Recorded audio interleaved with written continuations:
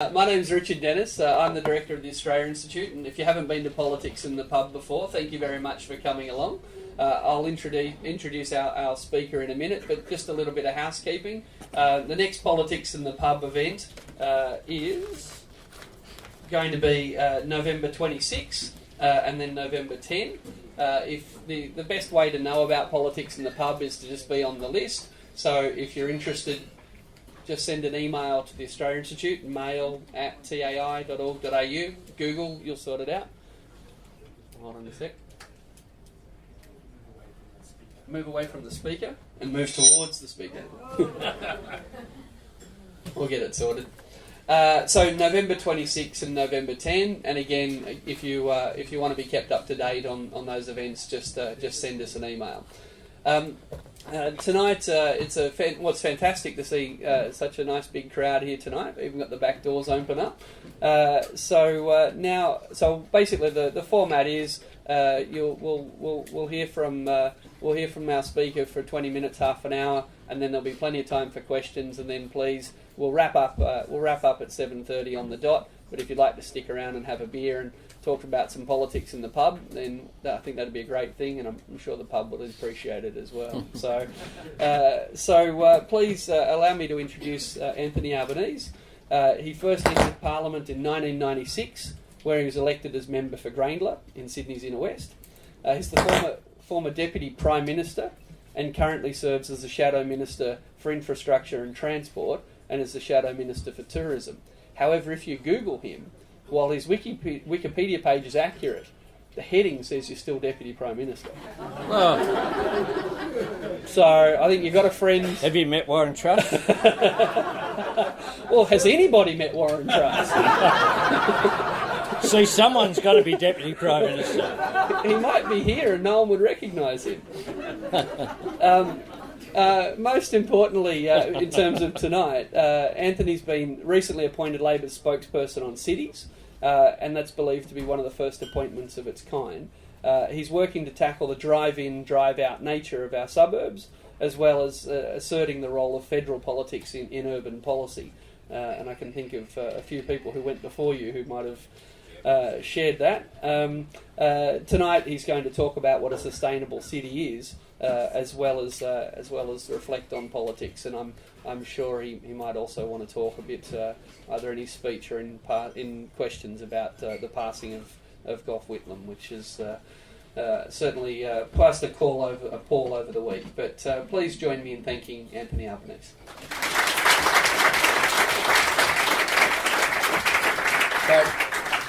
Thanks very much for the... see, it's working. Thanks very much for the introduction, and thank you, everyone, for turning up in such large numbers. I begin by acknowledging the traditional owners of country and pay my respect to their elders, past and present. I also begin, as is appropriate, on a day, just the day after the passing of the great man, that we acknowledge his passing and his contribution to progressive politics, to the Labor Party and to the nation. And I think it says a lot about the fact of his contribution that at age 98, in ill health, it still came as a shock that somehow he wasn't able to live forever. Probably came as a shock to him as well, for those of you who know Gough. And his legacy, I think the Parliament yesterday was at its best, and I say that across the political spectrum as well. I do think Warren Truss, I said to him today, that I think he gave the best speech I've heard him give in the Parliament. It was honest and it was straightforward. He didn't try and pretend that he wasn't an opponent of his, and I think even Tony Abbott, you won't hear me say too many good things about Tony Abbott, but I do think yesterday the Parliament was at its best. Today I wanted to talk to you about cities and urban policy, but also put it in a context of where we are in terms of the political debate in Australia in 2014. What we have is very much an ideological government. It's a government that believes in withdrawing from... is that to the buzz? A bit too much volume now, perhaps? No? It's a government that believes in the withdrawal of the state. It believes in a small state, that if government just gets out of the way, the market will sort things out. It also believes very much in individualism as a philosophy rather than collectivism, and in institutionalising that principle as well. So whilst Tony Abbott sort of sailed through an election with three-word slogans, this is, I think, a much more ideological government than Australians expected when a majority of them voted to elect Tony Abbott and his team to the government benches. I think also it is the case that the budget is a very good concrete indication of how those principles have played through. We hear a lot of talk in this country about class not existing. It's normally people at the top end of the class structure who say that, of course. This is a class-based budget. It impacts people in electorates like Blaxland and Watson in Sydney up to 6 times more in dollar terms, not in relative impact compared with wealth, of people who live in the seats of Warringah and North Sydney, that just happen to be the electorates of the Prime Minister and the Treasurer.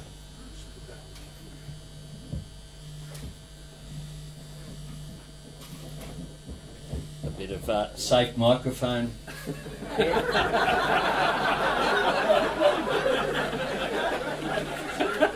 Thank you for that. Young people, there's a lesson there.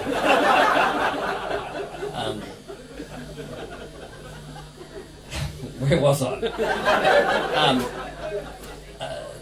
So in real terms, the impact on an electorate like Blaxland and Watson is almost $1,000 impact, whereas the impact in the North Sydney and the Warringahs is around the $150 mark. Why?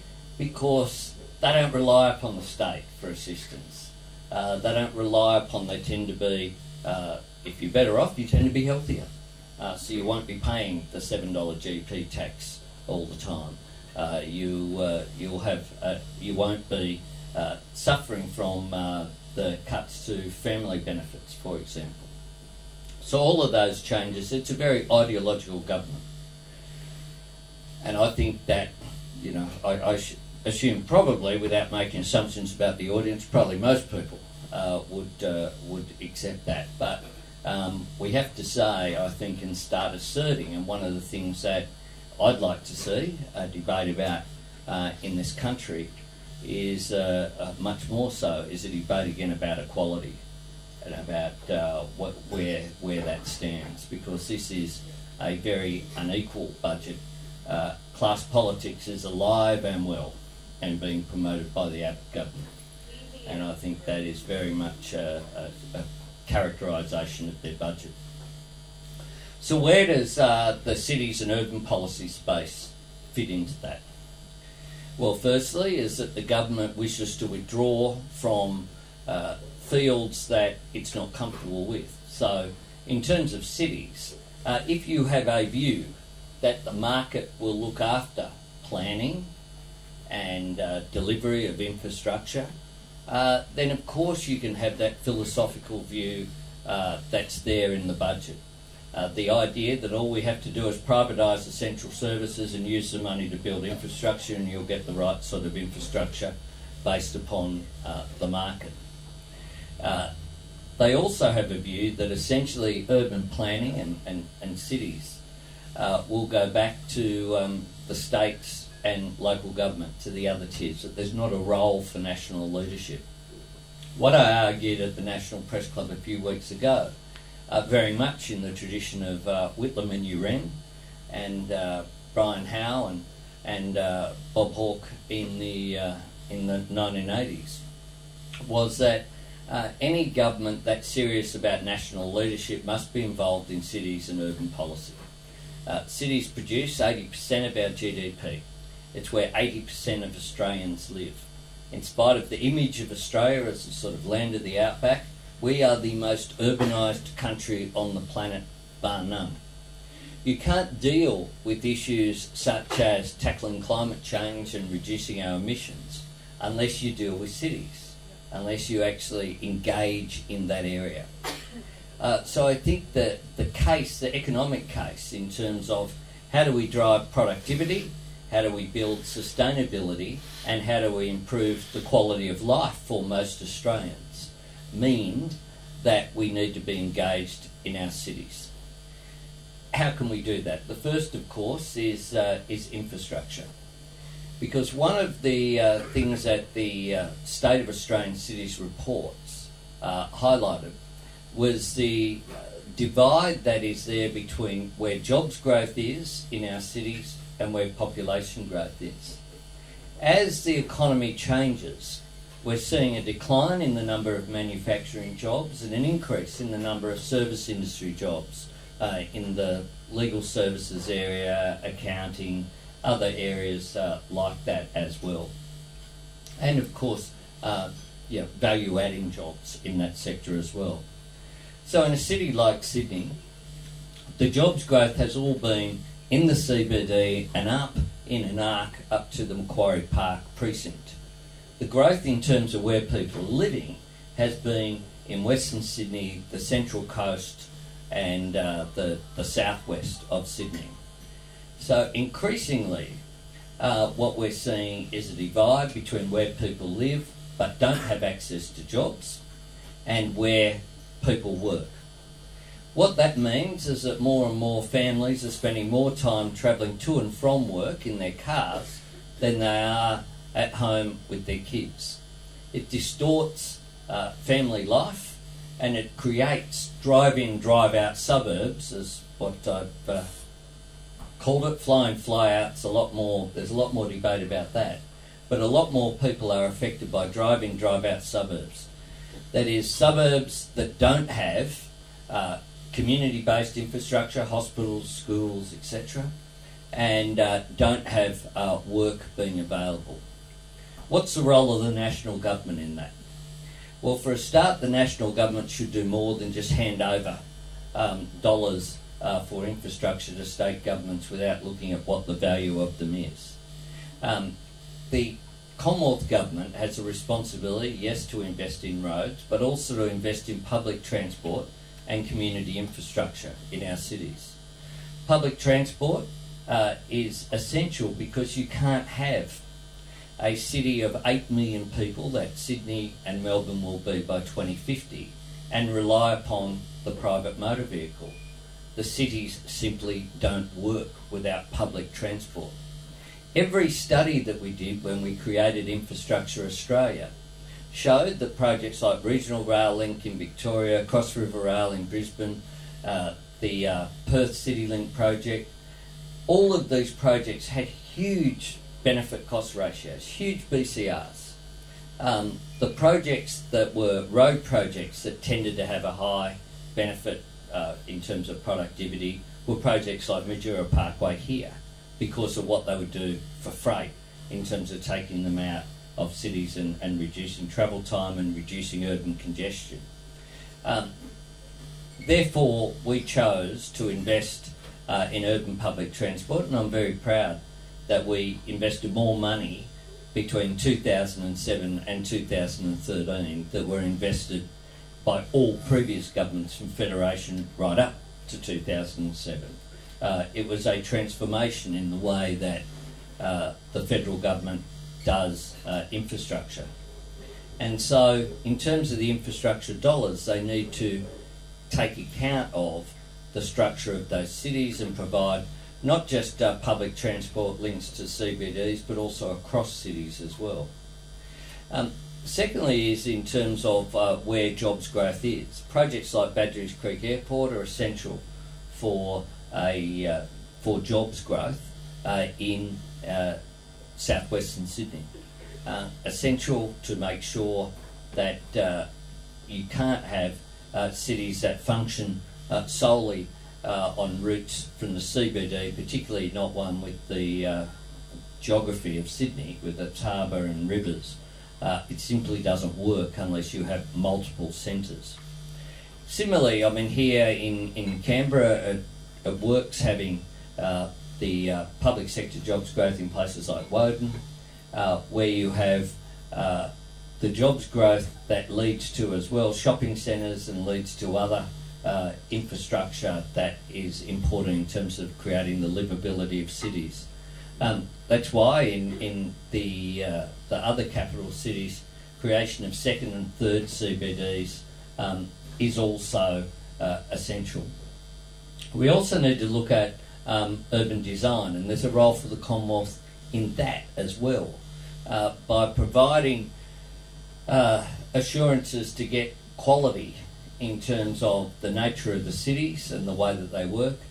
We had a Livable Cities program that funded things like walkways along Parramatta River that enhanced the quality of life around that suburban centre. There were a range of other projects that we had as well that were directed towards that. Unfortunately, what we've had since the election is the first thing they did literally on day one was abolish the major cities unit that had been established and was driving that planning in the Commonwealth. They then abolished all funding, took all funding out of public transport projects that had been approved by Infrastructure Australia that had a positive benefit cost ratio, like Cross River Rail in Brisbane and Melbourne Metro, Tonsley Park project in Adelaide, and the Perth Airport Rail project, and put that back over to roads. Why did they do that? Because Tony Abbott, and you know you can believe him when it's in writing, he told us that, he said in battle lines, literally to paraphrase a little bit, but it's basically what he said word for word almost, I hope, was there is simply not enough people who want to go from one destination to another destination to warrant anything other than a private motor vehicle. And he went on to say, in the car, the individual feels like he, of course, is king. So this was very much a philosophical objection. You know, the nature of, he'd object to this collective gathering here, gathering of people, you know. Most people, certainly I think, that the experience of, there's nothing better than travelling out to a footy game on a train, particularly this year as a South supporter. That collective experience of engagement with people is a positive one. But for this bloke, it's a negative. It's something dirty about it and inferior. And he looks down his nose at public transport. Well, most Australians in our capital cities get to work on public transport. They don't drive. In a city like Sydney, they can't. Couldn't afford to park when they got there. So this is an extraordinary proposition that I think draws out one of the great divides in Australian politics. Whether there's a role for the Commonwealth in terms of infrastructure investment in our cities, in terms of hard infrastructure, transport infrastructure, in community infrastructure, in urban design, in making sure that we have support for initiatives that promote sustainable cities. So how do we make sure that we promote through government action, cogen programs buildings and structures and communities that produce their own energy, that recycle water, that make sure that they minimise the impact that they have, that are also, of course, efficient if they do so. The great thing about energy efficiency and sustainability is that it's also smart economics. It saves money, and that's why it's also part of a productivity agenda as well. So I think one of the divides that I'd like to see us debate in the next couple of years in the lead up to the election is very much our engagement with cities, and it's one of the things I'll be concentrating on, along with the whole concept of community. I think that there is an opportunity for people on the progressive spectrum to re-engage in that debate about what it is that makes up a community. That it isn't something that is, just about economic transactions. And we see it through the debate of the things like education at the moment, where essentially the government's view is that education benefits the individual who receives it. It's a commodity. There is no recognition of the greater benefit to all of us that education brings in terms of the national economy, but also as an end in itself. Education is a good thing in terms of providing that quality of life for people. That community engagement in terms of how we enhance our diversity as a society, a multicultural society, one that's strengthened by recognising the differences that we have, whether they be on the basis of race or gender or religion or who people happen to love. The principle should be the same, which is that by recognising it, we're all enhanced by it.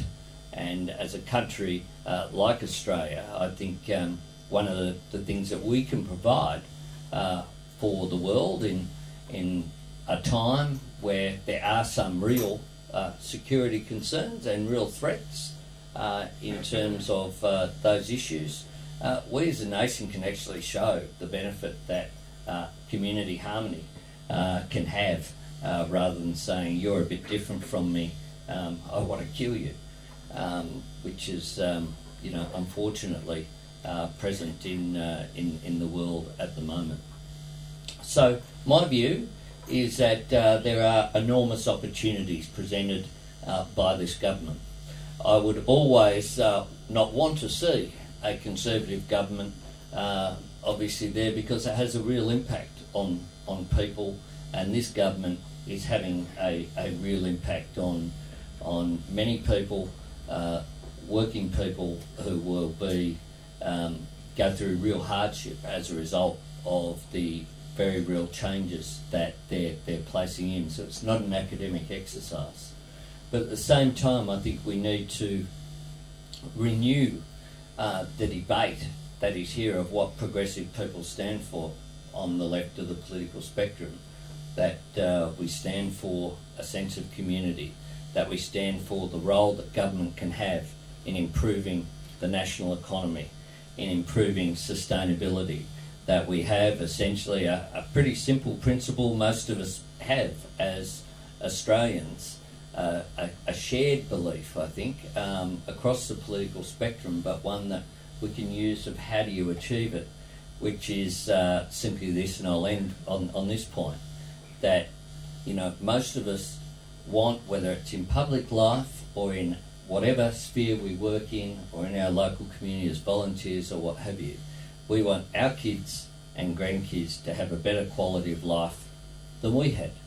And part of that is recognising that we aren't islands. We're part of a society and part of a community, and that we all benefit collectively from that aspiration being a collective thing rather than one of just a series of individuals. Thanks very much.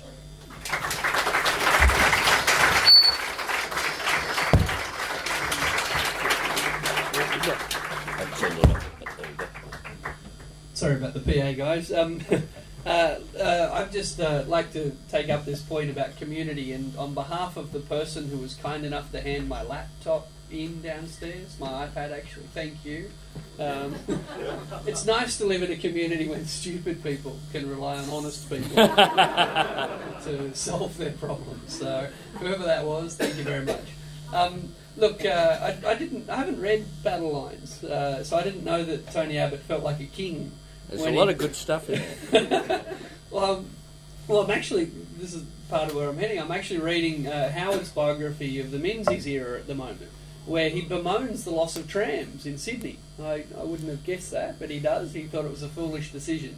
And it made me think, when you were talking about feeling like a king driving the car, I don't think many people feel like a king when they drive down Northbourne in peak hour. But at the same time, the ACT government's copping some flack for investing in public transport, and digging up a road to build a tram is going to actually slow people down. So I think it's fantastic that you're having this conversation, but there's a downside in the short term for governments. Any advice for the locals? Look to the long term. I think it's one of the defining issues as well that people have to. One of the difficulties with infrastructure is that it is very hard to, and one of the reasons why it sort of there hasn't been enough investment, is that if you're sitting around a cabinet table and you've got a proposal that won't actually be up and running, and very few infrastructure projects are during the term in which the decision is made, then you run into difficulties. So, I think it is a matter of, I don't support all public transport projects for the sake of them. You've got to actually have an analysis and show that it works.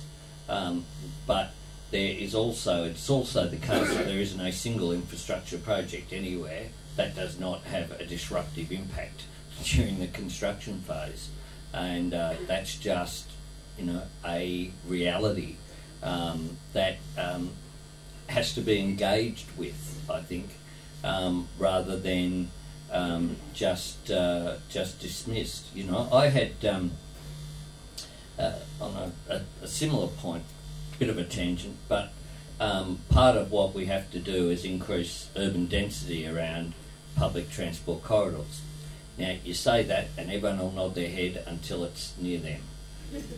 And, progressives, if we are serious about issues, we have to be prepared to argue them.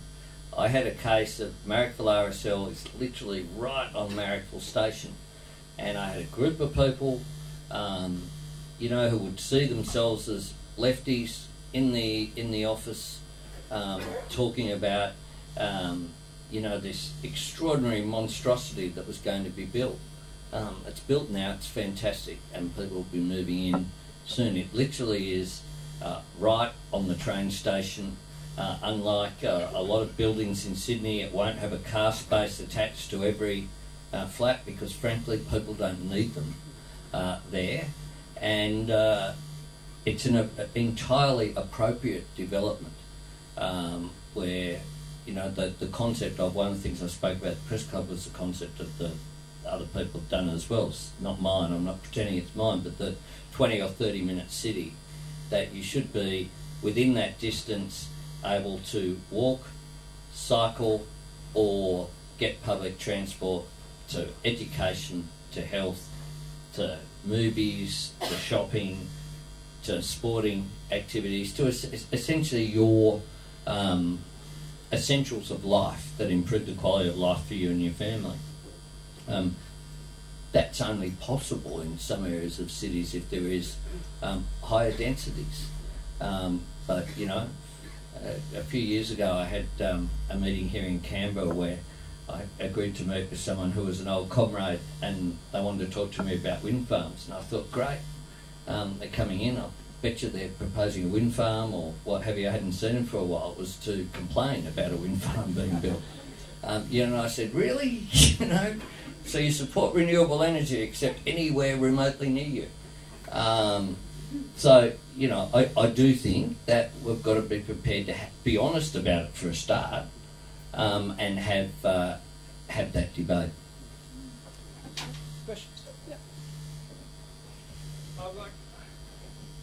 there a microphone coming? Or Well, I'm not sure. What do you reckon? Will we give it a whirl? Thank you. I can just talk, so I'll just go for it. Okay. It's sort of noticeable that you haven't mentioned public housing, and you seem to have quite a negative attitude to public housing. You have this kind of, strikes me this message which says, even though I grew up in public housing, I still managed to become Deputy Prime Minister, which seems to have this sort of backhander against public housing as a kind of poverty-degraded state. Whereas you don't say the same thing along the lines of, well, even though I went on public transport, I still managed to become a member of Parliament, or even though I listened to the ABC. So I'm just wondering, kind of, in past times, public housing has been seen as this very positive option for redesigning cities and providing people with good accommodation. And it seems to me that as long as you slip into denigrating public housing, you close off that option as a positive one people will spend a lot of money on. I will poke my eye out before I denigrate public housing, and frankly, that's just bullshit. That's just bullshit. I grew up in public housing. I say I got to be Deputy Prime Minister after growing up in public housing because you know what? The feedback I have from people in public housing, young kids in my area, is that inspires them. It says that it is possible. It is possible to grow up in a single parent household in public housing and aspire to be, I was the first kid in my family to, get through school, let alone university. That is what we need to do. So I make no apologies for that. I can't see how that is denigrating public housing. I have been down outside my electorate, outside my portfolio, campaigning with the people of Millers Point about public housing and the sell-off there. I have done demonstrations. I have written op-eds in the Herald and other places about it. I've spoken about it in Parliament. I spoke about it at the National Press Club, and I speak about it wherever. I think one of the things that I say also about public housing is, how is it that, the sort of capitalist class thinks that it's okay to, everyone knows you invest in housing, you make money. But if you're the government, investing in housing is silly economics. That to me is an extraordinary distortion. I argued very successfully as part of the economic stimulus plan, we created 20,000 social housing units, more than the Whitlam government, by the way, or the Hawke government, in terms of what we did in terms of in places in my electorate, for example, places like Lilyfield. I've argued really strongly as late as Sunday at a meeting in the middle of the Glebe estate about public housing. So I certainly don't denigrate it. I believe, though, very strongly, I have a view of social housing that it should not just be for people on welfare, that social housing needs to be a part of the housing mix, and people should be prepared to pay, market rent if they can afford to pay. I remember when the senator for the NDP, Irina Dunn, was found living in Glebe public housing. Well, what's wrong with that? She was paying market rent. She should have been. I invite you to, I've offered to sit in front of the bulldozers or the sellers at Millers Point with my mates who I grew up with. You can come along and watch my commitment to public housing.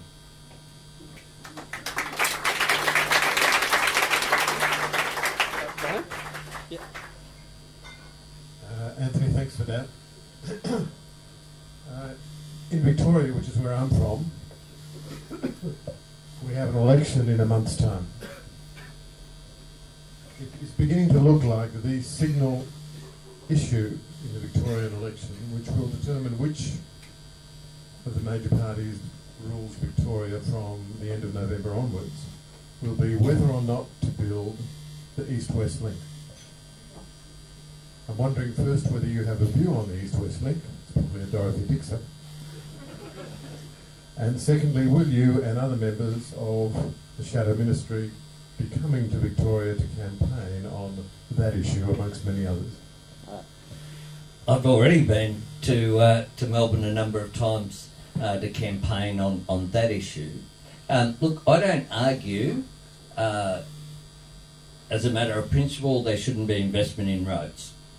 What I argue, though, is that if you have not got a cost-benefit analysis, you're not prepared to publish it, and you're not prepared to be transparent about it, then chances are the project simply doesn't stack up. Now, the East-West Link had a BCR of 0.5, that means for every dollar invested, you get 50 cents return. When you bodgy up the figures a bit, you end up getting that up to 0.8, so 80 cents in the dollar.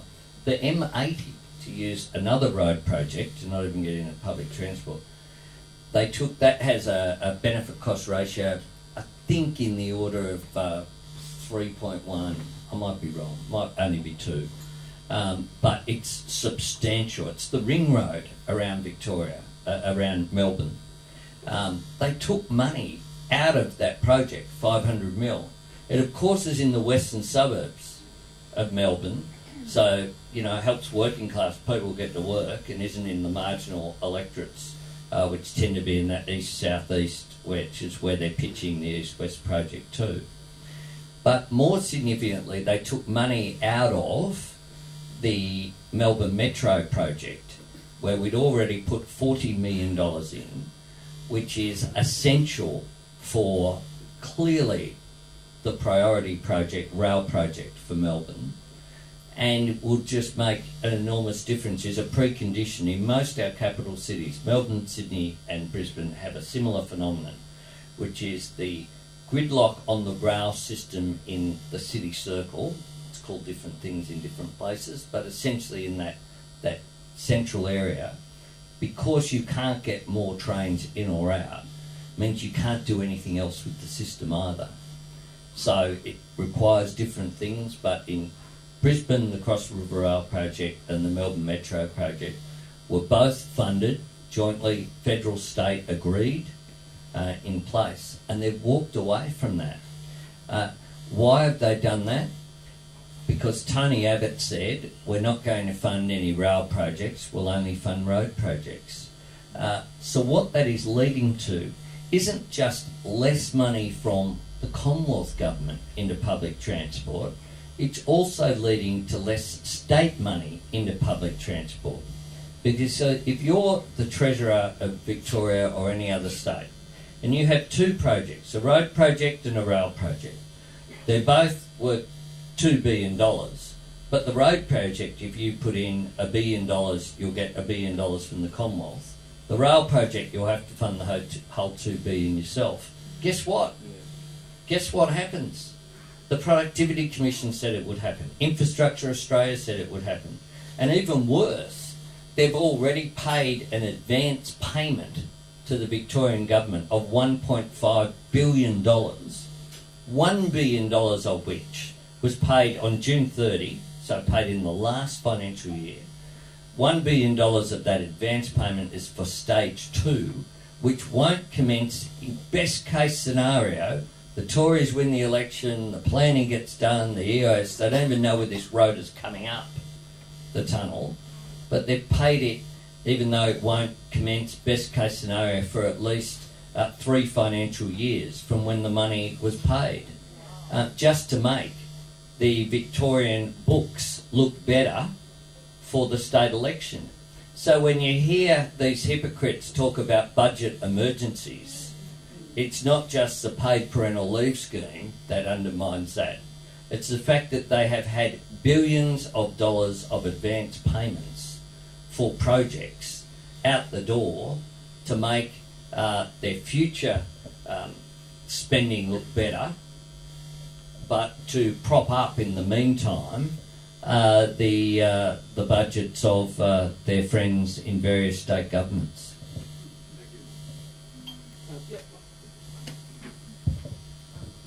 Just in relation to the passing of Whitlam, not only are we mourning a great man, but we're mourning the corrosion of many of the reforms that he brought before into Australia. and the corrosion of those reforms have not only been by the coalition, but they've also been by the ALP. And specifically, I relate to the fact that the Hawke-Keating government brought in the university fees. The Gillard government brought in the changes from single parents onto New Start payments, and all of this corrosion of the reforms that Whitlam brought in seem to be agendas that both sides of politics are now bringing into society. It was quite sad last night when I saw Mr Fraser say that both the Coalition and the Labor Party have moved further and further to the right. My question for you is, when is the ALP going to give us a real alternative to the Coalition government?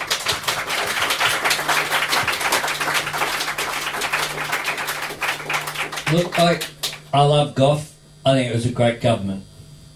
But people do tend to put on the rose-coloured glasses when they look about the past. Gough Whitlam didn't advance the cause of same-sex couples. Gough Whitlam didn't do the National Disability Insurance Scheme. Gough Whitlam didn't have the same expansion of public education funding into schools that the previous government did. Gough Whitlam didn't expand, not a criticism of him, but didn't do what we did in terms of the expansion of Medicare to deal with dental and other areas as well. Gough Whitlam was great, absolutely fantastic. But I believe that if this was a gathering in 2030, people would be looking back at the Rudd and Gillard governments and what we did in terms of intervening in the national economy, in terms of taking action on climate change, in terms of taking action on education, public transport, health, National Disability Insurance Scheme, our engagement in the world, including getting the place on the UN Security Council, and they will be saying, gee whiz, the grand old days of the Rudd-Gillard governments. I think we often, one of the things, I wrote a piece in the... well, what does that mean? To the young people of our society that want to go to educate, that want to go to university and are paying enormous amount of fees, at what cost to the single parents who have been forced into New Start payments, who are losing, 200 to 400... The single parents decision, I'm on the record as saying that was a wrong decision, and I don't argue that Labor governments always make the right decisions. I don't know, there's a few people were demonstrating about Gough Whitlam and East Timor back in that period as well. What I say is, so I don't argue for perfection, as Gough himself said, only the impotent are pure.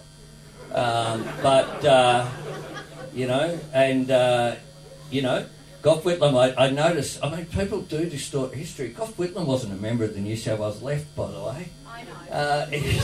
He's a part of the machine. I think he was a legend and a great Prime Minister, and it was an extraordinary time in government. But, we shouldn't, as the left, romanticise the past, which we are so guilty of all the time. We have advanced as a society, and the reason why we shouldn't isn't a partisan political point. It's about my view as a progressive. If I thought, essentially left-right, what does it mean? I think to be on the progressive side of politics is to believe that society advances. I believe, compared with 1972, women have a much stronger position in society, have stronger legislation, have a very different Sorry to interrupt, view. but what happened to We want to get around the room Well, and have multiple questions. in terms of the position of women has been advanced. The position of people who happen to be in same-sex relationships, in terms of their sexuality, the advance has been extraordinary. extraordinary. Since my time, when I moved the same-sex super bill, it was seen as this radical manoeuvre. Now we have a debate over whether marriage will occur or not. We have advanced in terms of reconciliation with Aboriginal and Torres Strait Islander Australians. We've advanced in a whole range of ways, and I think that I understand that people have legitimate criticisms of Labor in government, but I believe firmly, and I will. A lot of people spend a lot of their time in the Rudd v Gillard, and I believe that both of those governments were good governments and will be regarded very well by history.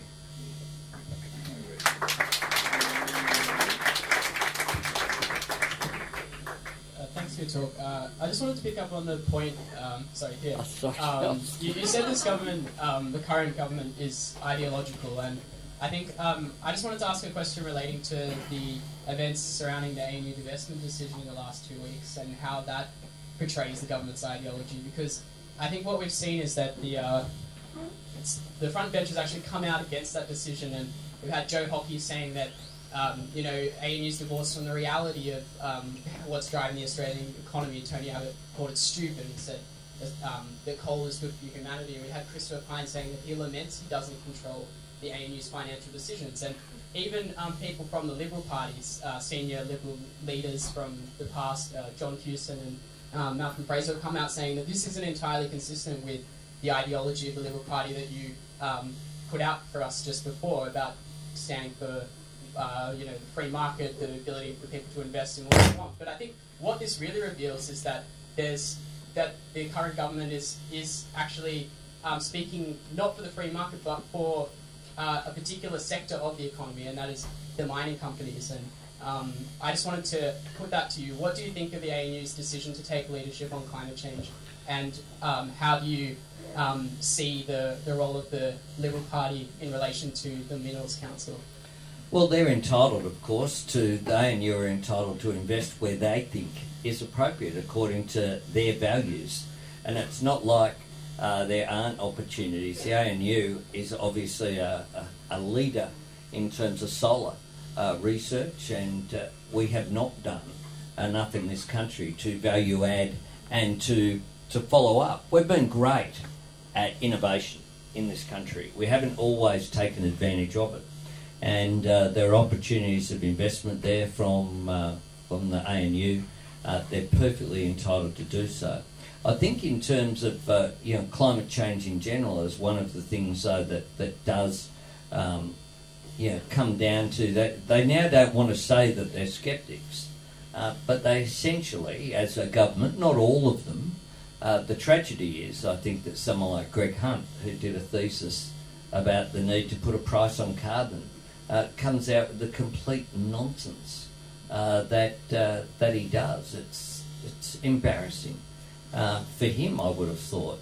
This is a guy who's going to be, we've been celebrating Goff's life and his achievements, and you point to, you can just rattle off 20 things I in the speech in the Parliament yesterday spoke about the achievements that he did in the 2 weeks him and Barnard were the government, let alone the following 3 years. It's extraordinary. What's Greg Hunt going to do? He's going to be saying to the kids and the grandkids, when I was a minister, I got to trash and dump stuff on the Great Barrier Reef. I removed a price on carbon. I took our listing of the Tasmanian forests to the World Heritage Council and tried to get them to erase it. And I got rid of the world's biggest ocean reserves. To go back to our period in government, all of those environmental achievements, the world's biggest ocean reserves, is extraordinary. I've travelled internationally at conferences. I think here it's not recognised. What a big decision that was. So for Greg Hunt, I don't feel sorry for him. I just think it's pathetic to be driven by an objective that's so small. So we mightn't always get it right, but by imagining and helping to create the future, as someone like Gough Whitlam did, you know, I think you can be far prouder than the Tories who, you know, engage in such a narrow agenda.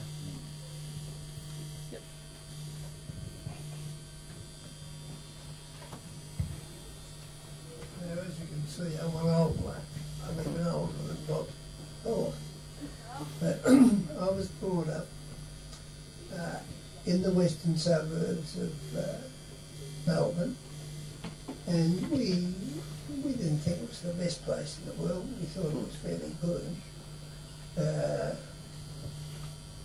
We had a football team that was nearly as bad as the Rabbitohs, except Careful, that's right, you're about to lose your question. But what we really puzzled about is what were we on about? What really do we want in society? Do we want big new houses? Do we want lots more transport? Do we want lots more cars? Has everybody got to have a house with about half a dozen rooms, etc.? And we, well, some of us anyway, decided that we wanted a reasonably good lifestyle, but not too flash. Now, and that's partly why I joined the Labor Party, because I think what I'd call it was a modicum of affluence. Nowadays, that, not that it's lost, but nobody's very interested in that sort of thing. Do you think the Labor Party has got any investment in that sort of image or not?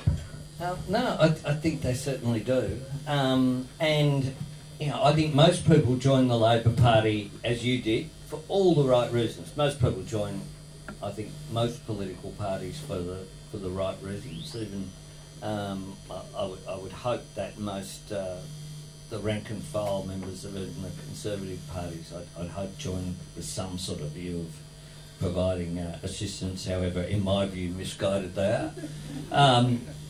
But yeah, look, that's why I went back to, I think one of the things we do have to talk about is rising inequality that's occurring. You know, you have such enormous wealth. And one of the things, you know, from experience, to put my hand up, the more you've got, the more you get. You know, you get access to a whole range of things that you can't, you know, that working class people don't get. And that's more so in the private sector than the public sector. And, you know, I think we have to have that debate, and we've got to be a society that is about opportunity, is about people being able to fulfil their aspirations. Now, that doesn't mean everyone wants to be you know, a politician or a lawyer or what have you. Lots of people want to be tradies, or they want to, you know, contribute in, or a real estate agent for that matter. You know, but we have to have a society whereby the outcome where you end up in life is not determined by the postcode in which you live, in which you're born into. There's got to be that ability to be a society that enables that transition. And for a whole lot of people, you know, intergenerational, you know, unemployment is a real problem. I mean, that's one of the reasons why, you know, in terms of public housing, it's not good enough to have a public housing state where everyone is on welfare. No one knows people who work, and, you know, why a mix as well, why in terms of as part of urban policy, it's got to be about having, you know, affordable housing initiatives as part of development proposals. How do you get a mix in a society? That's the madness in Sydney. People know sort of Miller's Point is the rocks, basically. And the Tories, from their perspective, it does make sense. The view is, if a house is worth $3 million, and I can sell that house and build 6 houses worth $500,000 each, then that's more public housing and that's good policy. That's essentially their argument. Forget about the fact that money goes missing all the way through to public housing. There's no guarantee. But that's their philosophical argument. What that does, though, is create that logic, creates postcodes based upon income. So you would sell every public housing unit or house anywhere that was above the median price of a house.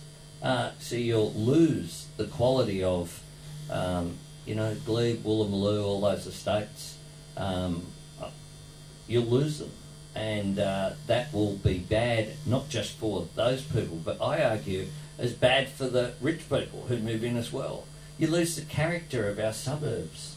And, it's that mix that is that is really important. Those people in Millers Point, but was old Maritime Services Board, so there were people who are essentially sons and daughters, largely, of people who worked on the wharves and around the maritime industry. That's a good thing. That's an example of public housing as well that was for the workforce. I grew up in council housing. Council housing was there for city council employees to live in. So it was public housing, but you knew people who worked on the council, and it was a different dynamic was created.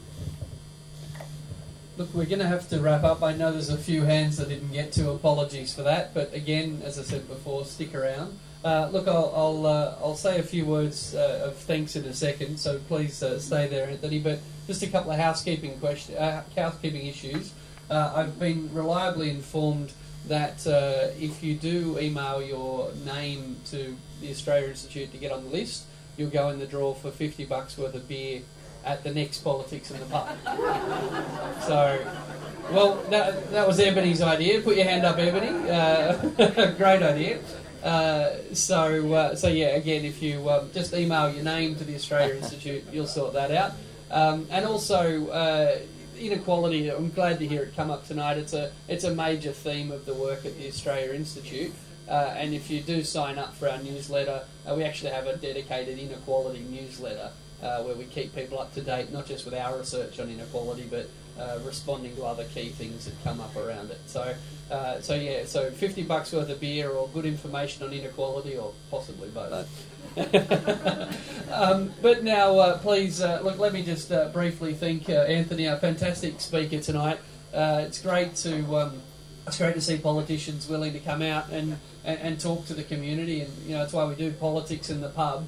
And I was sitting here listening tonight to our version of Question Time, thinking that it's a lot more informative than the Question Time that the professional version up on the hill. So please join me in thanking Anthony Albanese.